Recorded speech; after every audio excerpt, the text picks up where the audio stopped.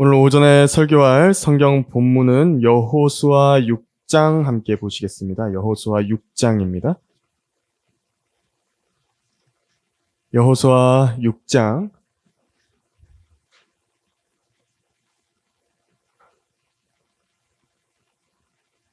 1절에서 10절까지 말씀입니다. 여호수아 6장 1절에서 10절입니다. 여호수아 6장 1절에서 10절입니다. 그때 여리코는 이스라엘 자손들로 인하여 굳게 닫혀 있어 아무도 나가거나 들어가는 자가 없더라. 주께서 여호수아에게 말씀하시기를, 보라, 내가 여리코와 그 왕과 힘센 용사들을 네 손에 주었으니 너희 모든 전사들은 성읍을 에워싸고 성읍 주위를 한번 돌되 6일 동안 그리하라. 7 제사장은 7 양뿔 나팔을 들고 궤 앞에 가고 7째 날에는 너희가 성읍을 7번 돌 것이며 제사장들은 나팔을 불지니라. 제사장들이 양뿔 나팔을 길게 불 때 너희가 그 나팔 소리를 들으면 모든 백성은 큰 소리를 지를지니라. 그리하면 그 성벽이 완전히 무너져 내리리니 백성들은 각기 자기 앞으로 곧장 올라갈지니라 하시니라. 눈의 아들 여호수아가 제사장들을 불러 그들에게 말하기를, 언약궤를 메라. 그리고 7 제사장은 7 양뿔 나팔을 들고 주의 궤 앞에서 행하라 하고, 또 백성에게 말하기를, 나가서 성읍을 돌되 무장한 자로 주의 궤 앞에 가게 할지니라 하더라. 여호수아가 백성에게 말하자 7 제사장이 7 양뿔 나팔을 들고 주 앞에 가며 나팔을 부니 주의 언약궤가 그들을 따르더라. 무장한 자들이 나팔을 부는 제사장들 앞서가고 후지는 궤를 따르니 제사장들은 가면서 나팔을 부니라. 여호수아가 백성에게 명하여 말하기를, 내가 너희에게 소리 지르라 명하는 날까지 너희는 소리 지르지 말며 너희 음성으로 소리도 내지 말며 너희 입에서 어떤 말도 내지 말고 있다가 그 후에 너희는 소리를 지를지니라 하더라. 잠시 말씀 위해서 기도하겠습니다.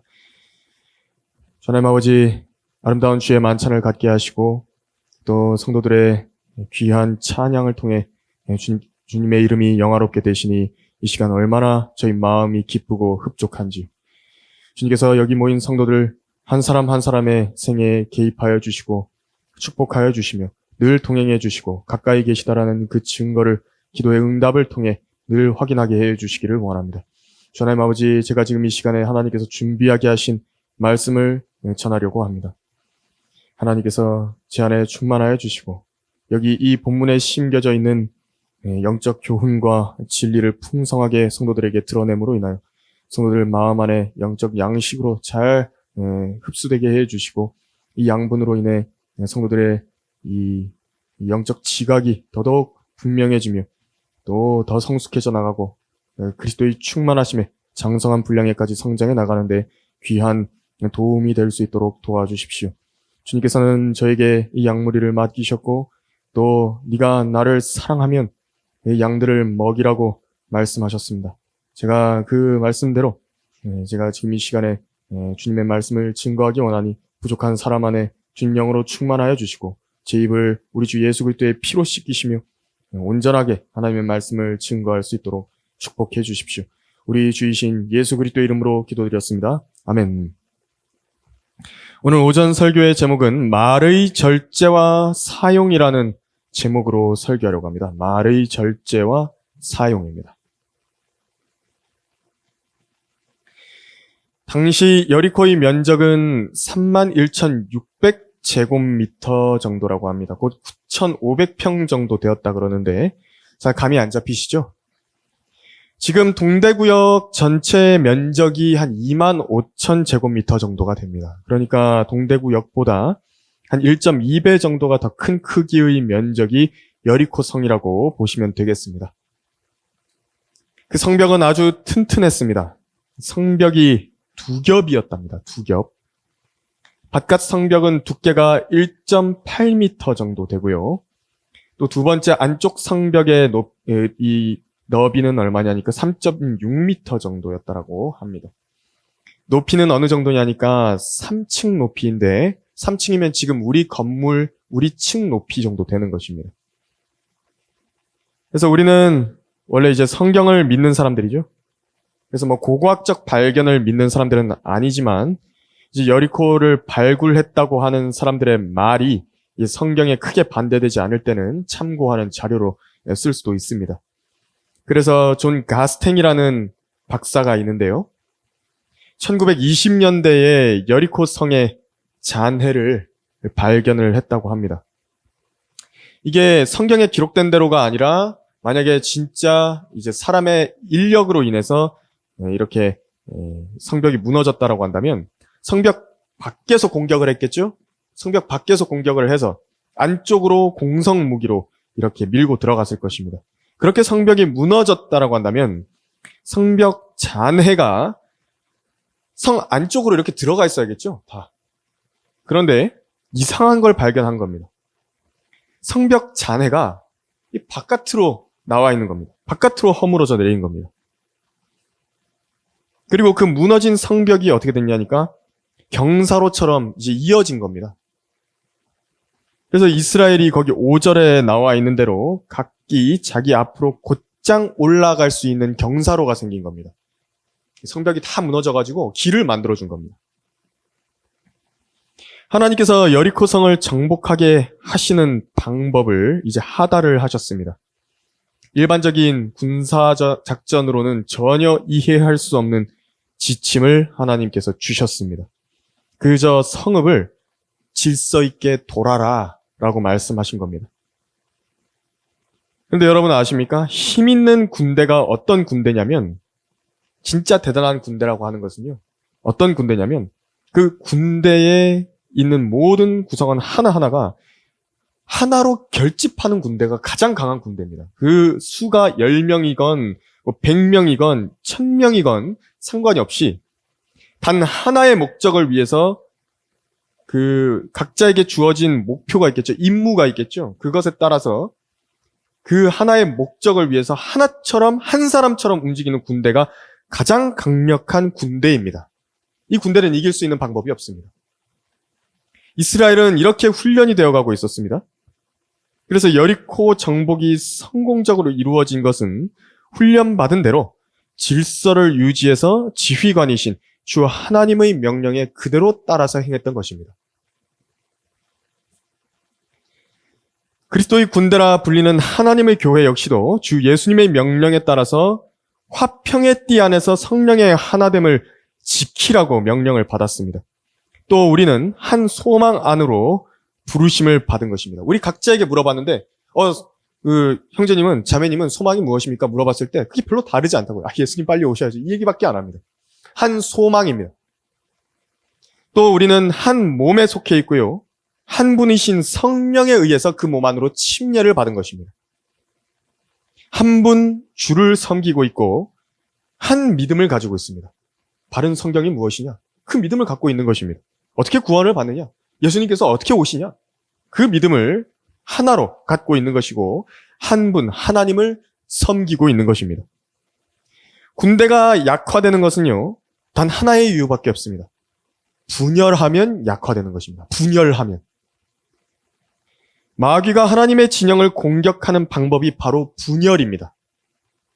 이 분열을 최대한 방지하는 방법은 어떤 것이냐니까 군대에 속한 개개인이 온전히 훈련을 받아놓는 것 외에는 방법이 없습니다. 온전한 훈련을 자기가 받아야 됩니다. 그 각각이, 각 사람들이 그래야 됩니다.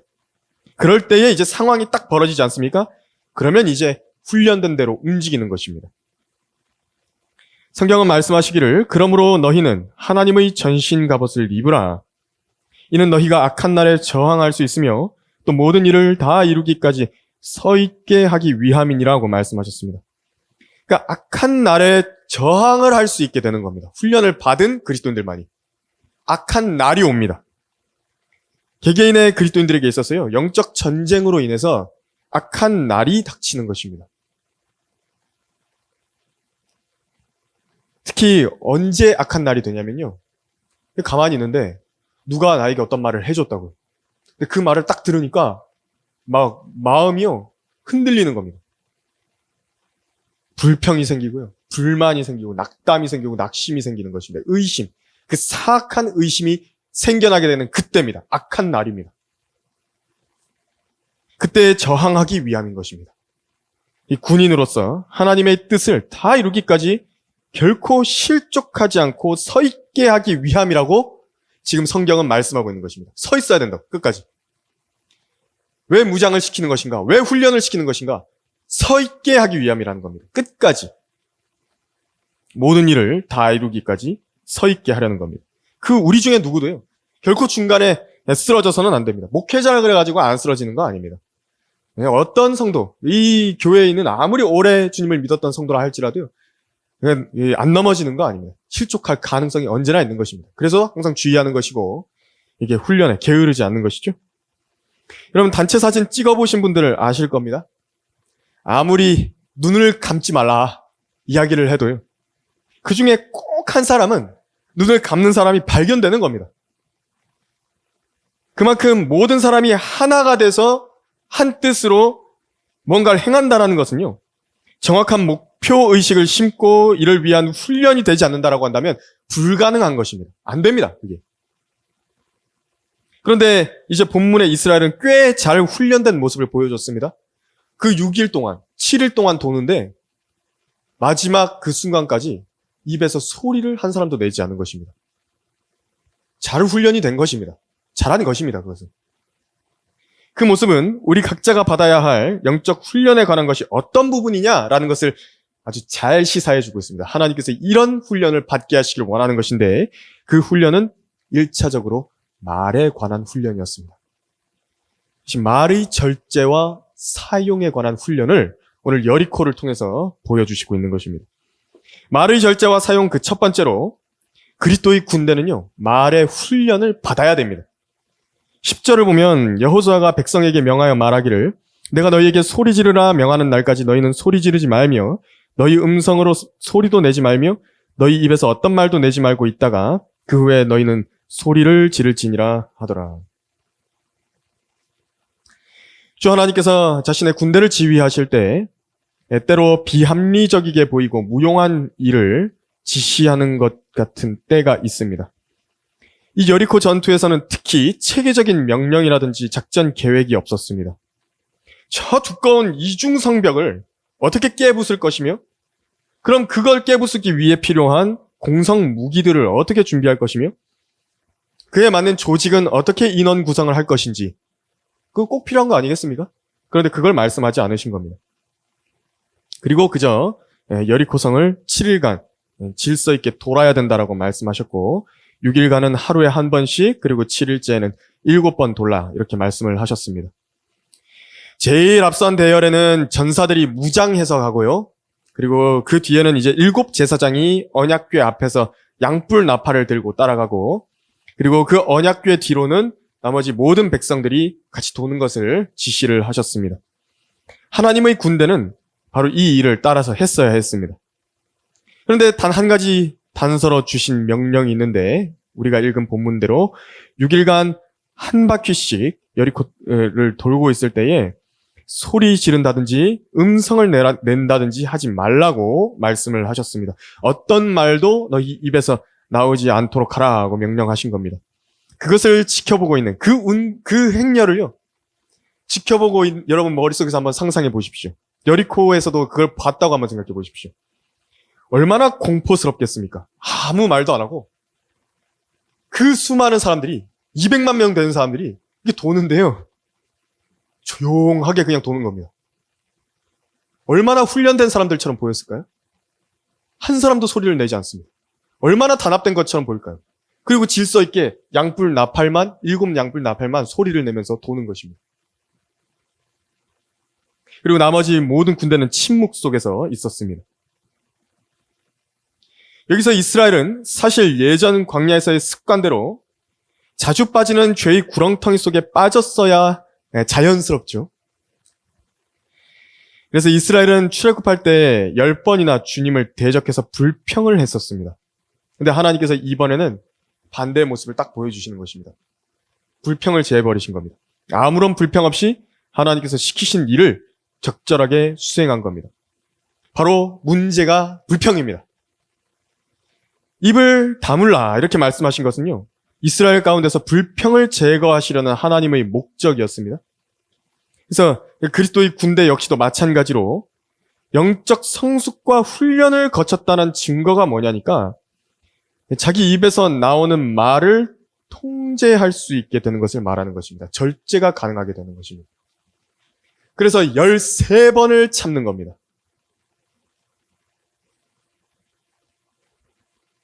12번을 참은 거죠. 13번이죠. 다 합치면 도합. 7번을, 마지막 날은 7번을 돌았고, 그리고 6일 동안 6번을 돌았으니까 13번 맞습니다. 예. 그래서 우리가 성경에서 배운 이 말이라고 하는 것이 얼마나 하나님께서 중요한 위치를 차지하게 하신 것인지를 유념해 보게 하는 사례입니다.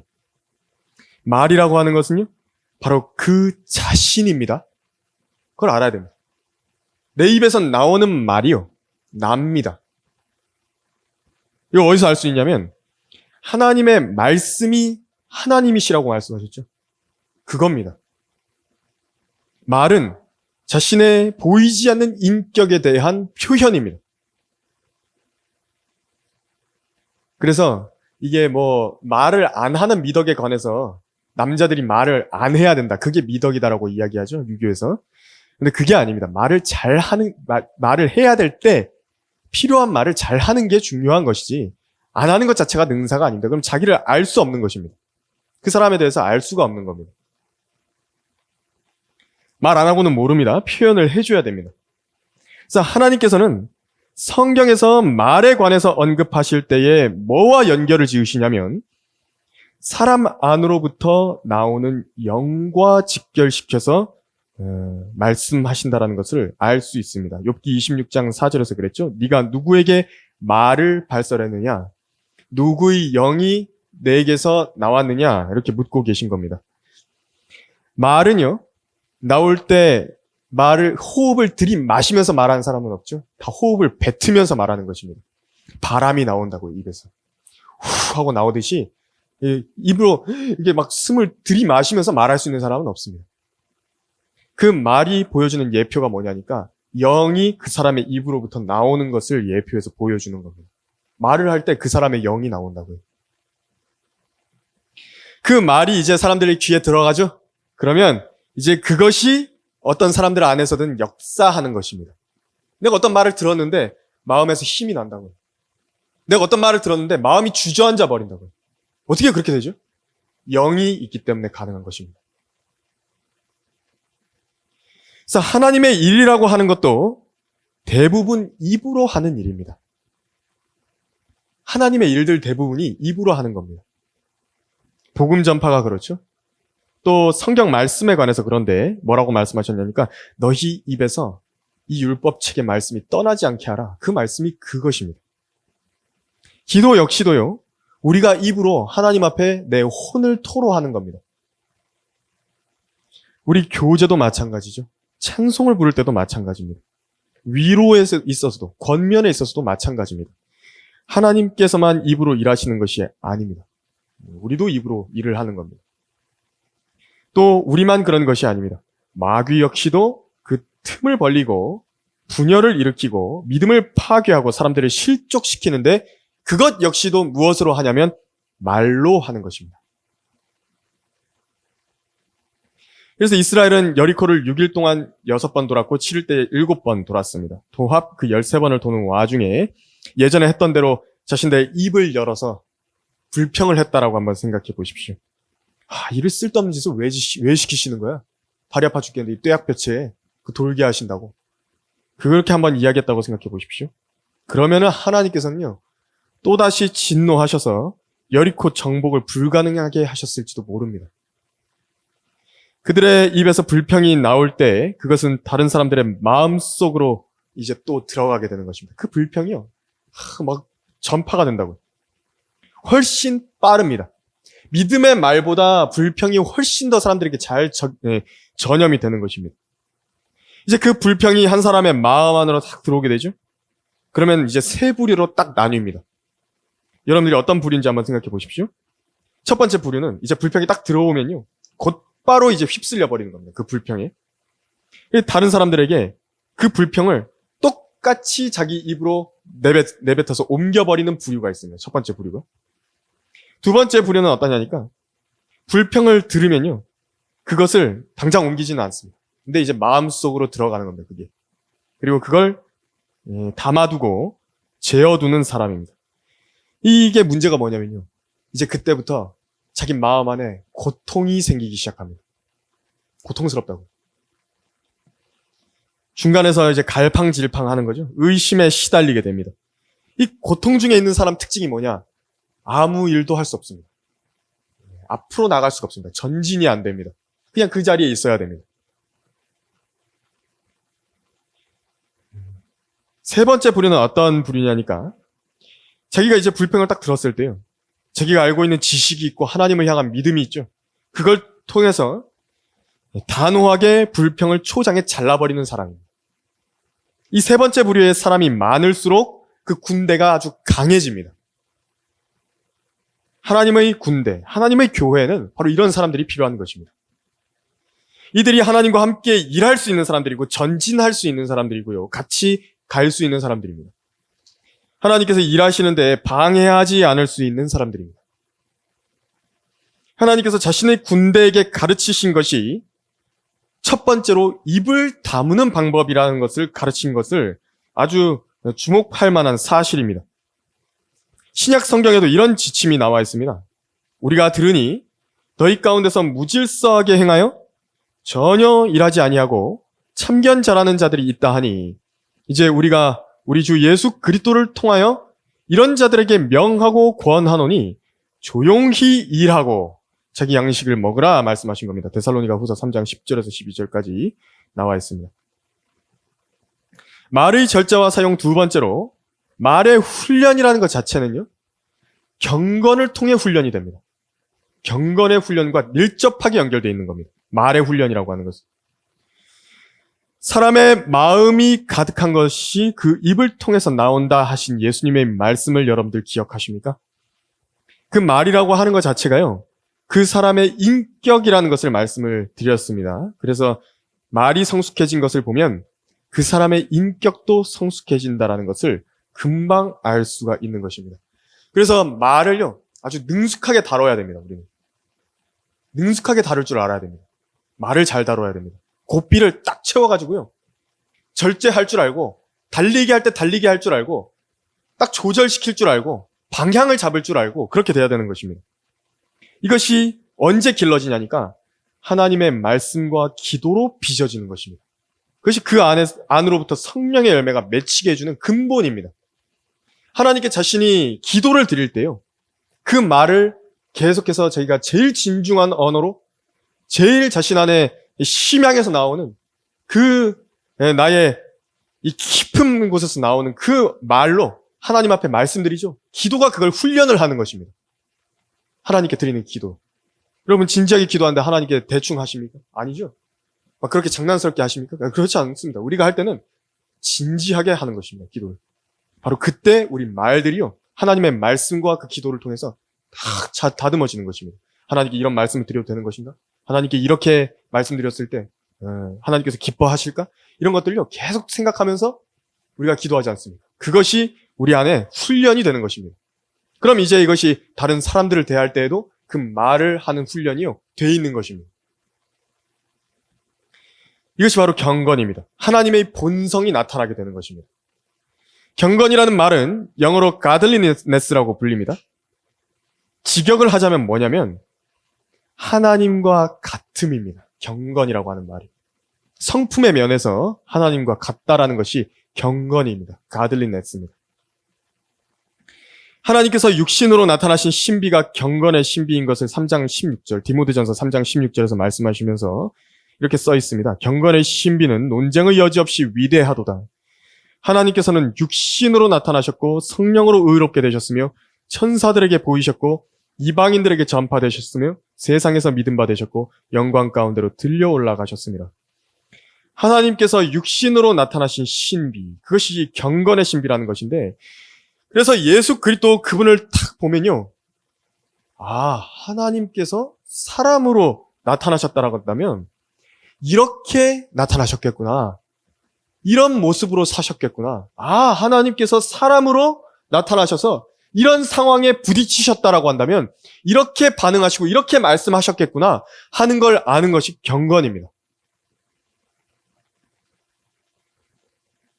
그래서 예수님을 보면 경건이 무엇인 줄 알고 하나님의 본성이 무엇인 줄 알고 하나님의 형상이 무엇인 줄 알게 됩니다. 그래서 그분께서 죄인들을 어떻게 다루셨는지를 우리는 성경 곳곳을 통해서 볼 수 있죠. 사마리아 여인이라든지 가늠한 여인이라든지 그리고 또 38년 된 병자라든지 그리고 또 바리새인들을 대할 때는 어떠든지 그걸 다 알 수 있는 것입니다. 그래서 경건한 사람이라고 한다면 그 자신이 그 하나님의 본성을 입으로 나타내 보이게 되는 것입니다. 근데 우리가 교회에서 사실 만나는 시간은요, 얼마 안 됩니다. 우리가 교회에서 나타내 보이는 것은 일부입니다. 아주 표면적인 것이고요. 우리가 또 우리 각자랑 다 생활을 해본 게 아니기 때문에요. 그 잠깐 이거 본 거 가지고 이 사람 판단할 수가 없습니다. 언제 가장 가깝게 보여지냐니까 자기 가족들에게 보여지는 겁니다. 친구들에게 보여지죠. 주변 사람들에게 보여지고 또 혹시 그리스도 안의 형제 자매들에게 가장 가까이 있는 그리고 또 오래 시간을 보내는 사람들에게 나타내 보이게 되는 것입니다. 그래서 내가 나의 모습을 객관적으로 판단해보고 내가 얼마나 내 혀와 말을 잘 통제할 수 있는 것인가 살펴보는 시금석은 가까운 사람들에게 내가 어떻게 대하던가 내가 말을 어떻게 하는가 그것을 한번 살펴보는 것입니다. 그러니까 이제 감정적으로요 내가 쉽게 대해도 된다라고 생각하는 사람들이 있는 겁니다. 특히 가족들이 그런 겁니다. 그들을 대할 때 얼마나 하나님의 말씀으로 대해주는 것인가 내 입에서 나오는 말을 하나님의 말씀처럼 하는 것인가 그걸 보는 겁니다. 그거는 그 말은요 성경을 막 들이밀면서 정죄하고 심판하고 단죄하고 흠집내기만 하는 것과는 차원이 다릅니다. 저도 옛날에 그런 실수를 많이 했습니다. 그것은 하나님의 말씀이라는 겉옷과 모양만 붙여놓은 것이지 사실 육신적인 일입니다. 잘못이나 죄에 대해서 입덕방긋 하지 말아라, 불의를 참고 넘어가라 그런 말을 드리는 건 아닙니다. 근데 내 입에서 나가는 말이라고 하는 목적이요. 위로나 판단이라 할지라도 그것이 각자에 맞는 아주 적절한 방식이라는 게 있는 것입니다. 때라는 것이 있는 것입니다. 그것을 잘 조절을 하는 것입니다. 말씀을 사용하는 비중에 있어서도요. 적어도 은혜와 정죄 그 두 가지는요. 적어도 비율이 같아야 됩니다. 사실 은혜가 훨씬 많아야 됩니다. 적어도 13대 1입니다. 혀는 불과 같다고 성경은 말씀하셨죠? 근데 그 불이라고 하는 것이요. 절제된 상태에서 여러 가지로 잘 쓰일 수 있습니다. 절제된 상태에 그 불이 있다라고 한다면 더러움과 악을 순식간에 태워버릴 수 있는 겁니다. 그 부분만 딱 토치로 지지듯이. 그 용도로만 딱 사용되도록 해야 잘 된 것이죠. 근데 불을 딱 태웠는데 초가 상간을 다 태워버리는 불이 이렇게 돼버렸다라고 한다면 그것이 이제 혀를 잘못 사용한 겁니다. 토치를 사용하듯이 잘 절제되고 이렇게 절제된 그 말의 사용을 말하는 것입니다. 화를 낼 때를 말하는 겁니다. 초가 산간을 다 태워버리는 불이 되면 안 되는 겁니다. 숯도요, 피워가지고 들에다가 확 뿌려버리면 어떻게 돼버리는 거예요? 전부 다 타버리는 겁니다. 돌이킬 수가 없습니다. 숯은요, 태워서 어떻게 해야 되냐면 숯통과 화로에 넣어놔야 되는 것입니다. 용도가 있죠? 목적이 있습니다. 그래서 그렇게 절제가 돼야 되는 겁니다. 이건요, 어렵습니다. 자기 부인이 필요한 일입니다, 이것이. 그리스도인이요, 자기 자신이 잘 통제가 돼야 되는 일입니다. 그래서 그 순간마다 하나님의 도우심을 구해야 되죠. 속으로라도 기도하는 겁니다. 막 열이 받죠? 막 화가 난다고요. 그때, 하나님 또 이게 문제입니다. 저를 좀 도와주셔야 됩니다. 그러고, 그때 그 필요를요, 자기가 하나님께 고해야 되는 겁니다. 제가 어떻게 지혜롭게 대처해야 되는지를 알게 해주십시오. 샘 존스라고 하는 강력한 부흥의 감리교 설교자는 이렇게 말했습니다. 이 도시의 많은 사람들, 그들의 집에 가서 곁에 앉아 가슴에 귀를 대면 그들의 심장 피가 뚝뚝뚝 떨어지는 소리를 들을 수 있을 겁니다. 무엇이 그렇게 하느냐 물으면 그들은 말할 겁니다. 무정한 혀가 여기 찔러 넣었습니다. 혀로 남의 인격을 찔러 피를 보게 하는 사람을 하나님께서 불쌍히 여기시길 바랍니다. 내가 말하건대 혀는 그리스도를 찌를 뿐만 아니라 우리 공동체의 모든 소동과 분란의 원인이 되는 것입니다. 우리가 하는 행동보다 우리가 하는 말이 더 큰 소동을 일으킵니다. 문제를 일으키는 건 대개 하는 일이 아니라 하는 말입니다. 라고 이야기를 한 겁니다. 사람들이 자기가 올바르고 친절하고 진중한 말을 이제 자기 입에다가 붙여놓고 싶을 겁니다. 그런데 그러지 못하는 이유는 뭐냐면요.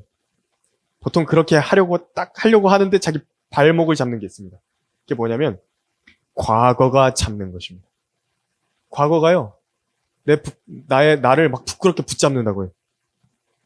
내가 이제부터 그렇게 변하게 되면 이전까지 자기를 봐왔던 사람들이 내가 갑자기 내 말이, 내 인격이 바뀐 것을 보고 그걸 보고 이렇게 조롱을 한다든지 혹은 그 전까지의 내 언어 행실이 잘못됐다라는 것을 내 자신이 시인하는 것 같아서 그런 처지에 놓이는 것 같아서 그 습관을 안 버리고 싶은 겁니다.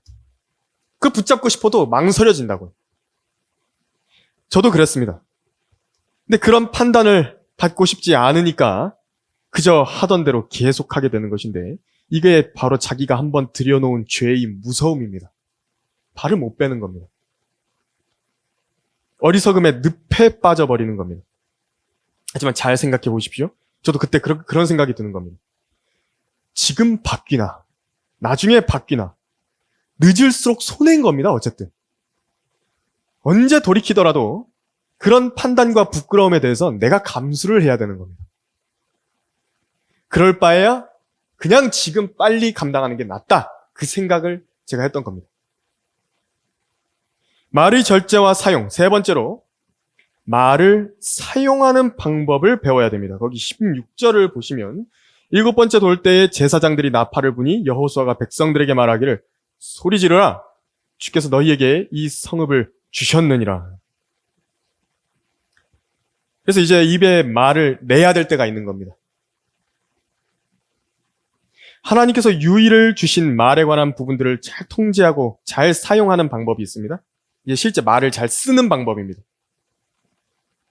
자기 말들이 하나님 앞에 기록되고 상이 되도록 하며 하나님의 사역을 감당하게 하는 말이 되게 하는 방법이 있습니다. 항상 마음 안에 자기에게 그 목적, 말을 할 때의 그 목적을 한번 상기하는 겁니다. 듣는 상대방을 하나님과 예수 그리스도의 이름으로 기쁘게 하고 감동을 줄 수 있겠는 것인가. 그 목적으로 내가 입을 열겠다라고 마음에 상기하는 것입니다. 말을 하기 전에. 나를 위해서 입을 열지 말고 상대의 최상의 영적 유익을 위해서 내가 입을 열겠다. 그 마음에 다짐을 하는 겁니다. 그걸 한번 하고 하면 다릅니다. 훨 낫습니다. 이것은요, 우리가 가짜 교리를 가르치는 자들을 대적하면서 싸워야 될 때가 있죠. 그건 우리의 의무이기도 합니다. 하지만 그 의무와 전혀 충돌하지 않는 의무입니다. 아첨하는 말을 해서는 안 되는 우리의 의무와 전혀 충돌하지 않는 것입니다. 전투를 해야 될 때가 있고요. 마땅한 때가 있고요. 그때가 분명히 있는 것이고요. 보통의 때도 있는 것입니다. 그래서 성경엔 두 가지 종류의 나팔이 나옵니다. 이것은 양뿔 나팔이죠. 양뿔 나팔입니다. 양뿔 나팔은 경고의 나팔입니다. 한편으로는 은나팔이라는 것이 있습니다. 은나팔은 위로의 나팔입니다. 잘 부는 것이라고. 잘 불어서 사람들로 아주 감미롭게 귀에 울리게 하는 것입니다. 그 두 가지 나팔이 나와 있습니다. 보통의 때에는 은나팔을 불 때입니다. 성경은 분명히 말씀하고 있죠. 항상 기뻐하라. 쉬지 말고 기도하라. 모든 일에 감사하라 하신 명령이 있습니다. 이런 때가요. 횟수적으로 볼 때 훨씬 많은 겁니다. 모든 일이죠. 모든 일에 감사하라. 하나님과 우리 주 예수 그리스도의 이름으로 감사를 표해야 할 일이 비율로 따져본다고 한다면요. 우리가 이 성경을 가지고 논쟁하는 때보다 훨씬 많은 겁니다. 훨씬. 비단 성도들 사이에서만의 일이 아닙니다. 내가 진심으로 하나님 앞에 기도드리면서 감사드린 일인 것인데, 감사라고 하는 것은 하나님께 먼저 기도로 감사했겠죠? 모든 일들에 대해서. 근데 왜 다른 사람들 앞에서는 하나님의 이름으로 하는 감사를 내 입으로 표현할 수 없는 것입니까? 내가 하나님께 내 입으로 이 일에 대해서 감사하다 말씀드렸는데, 왜 모든 사람들 앞에서는 그 감사를, 내가 이런 일 때문에 하나님께 감사하다고 그 말을 할 수 없는 것입니다. 보통요, 사람들이 성품이 그렇습니다. 이 일은 잘 하지 않고 싸우는 거 좋아. 세상에서 제일 재밌는 구경거리가 뭐냐니까 싸움 구경이라고 그러지 않습니까? 그래서 저도 이 유튜브 영상 같은 거 이렇게 저희 대구 성경 침례교회 관련해가지고 올려놓으면요, 싸우는 영상은 조회수가 잘 나와요. 근데 다른 것들은 잘 안 나옵니다. 그렇게 되는 겁니다, 사람이. 자기 안에 하나님께서 기쁨과 감동과 감사를 주셨던 때가 있죠. 그때 내 안에 있던 완고한 성벽들이요, 다 와르르 무너져 내린 것을 경험한 적이 있을 겁니다. 그런 경험들도 다른 사람들에게 내 입으로 전해주면요, 그 사람들의 마음의 성벽도 무너져 내리는 것입니다. 지난번에 그 강화 연수원에서 청년들과 식사를 할 때입니다. 제가 식판에 이렇게 음식을 좀 받아와가지고 같이 밥을 먹었는데, 그 고추잎으로 만든 나물 무침이 있더라고요. 그걸 좀 이렇게 먹었는데, 너무 고소하고 맛있는 겁니다. 식감도 너무 좋고요, 향도 너무 좋고요. 그래서 제가 그 먹으면서 갑자기 생각이 든 거예요. 하나님께서 이거 안 만드셨으면 내가 어떻게 이렇게 맛있게 먹으면서 기뻐할 수 있었을까? 그런 생각이 갑자기 드는 겁니다. 그래서 그 밥 먹다가요, 그 옆에 있는 사람들한테 얘기를 했습니다. 난 참 하나님께 감사한다고. 하나님께서 이 고추잎을 안 만드셨으면 내가 이렇게 맛있는 걸 먹어볼 수 있었겠냐. 그렇게 얘기했는데요, 주변 사람들이 듣다가 뜬금없이 이 말에 놀란 겁니다. 이런 감사는 많이 안 들어본 것 같은 그런 충격받은 얼굴들이었습니다. 동시에요, 그 사람들의 마음 안에 이런 일로도 하나님께 은혜로 감사할 수 있구나, 사람들의 마음에 은혜를 끼칠 수 있구나 하는 것을 본 겁니다. 그러니까 억지로 지어내라는 게 아닙니다. 자기 안에 감사한 게 있으면 하나님께 감사를 표현하고 또 주변의 사람들에게도 감사를 이야기하라는 것입니다. 말을 잘 사용하는 방법입니다. 이성호 목사님은 종종 설교 중에 하나님께 우리나라의 물로 인해서 감사하시는 것을 본 적이 있습니다. 우리나라의 물 때문에. 왜냐하면 해외에 많이 다녀보셨기 때문에 우리나라만큼 깨끗한 물을 가진 나라가 몇 없다고 이제 하는 것을 아신 거죠. 마음껏 그 물을 쓰고 먹고 마실 수 있다는 것이 얼마나 감사하냐, 그 말씀을 하신 적이 여러 번 있습니다. 실제 그렇죠? 우리나라에는 이 산지가 많지 않습니까? 돌산입니다, 특히. 그래서 그 산에서요, 물을 아주 맑게 정화시켜 주는 것입니다. 시원하게, 깨끗하게. 물맛도 좋습니다. 이런 깨끗한 물이 있어야지만, 많이 있어야지만 경작할 수 있는 작물들도 있습니다. 특히 고추가 그렇죠? 고추가 물이 좋아야 된다고. 그리고 또 와사비라든지 그런 종류가 물이 아주 깨끗해야지만 길러낼 수 있는 종류입니다. 이게 별일 아닌 것으로 볼 수 있지만요, 자그마한 일로 보일 수 있지만, 사실 작은 일이 아닌 것들인 것은요, 그 묵상해 봤을 때요, 이건 대단한 일이라고요, 사실. 감동이고 기쁨을 주는 일이라고.